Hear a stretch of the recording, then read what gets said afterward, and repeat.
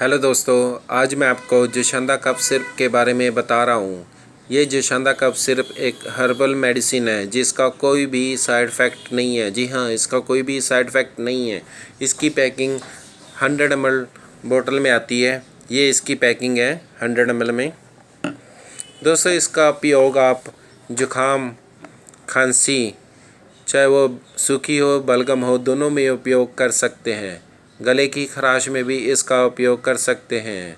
इसको यूज़ करने का तरीका 2 चम्मच सुबह शाम गर्म पानी के साथ यूज़ करें। आप इसको बच्चों को उनकी आयु के अनुसार ही कम या ज़्यादा पिलाएं।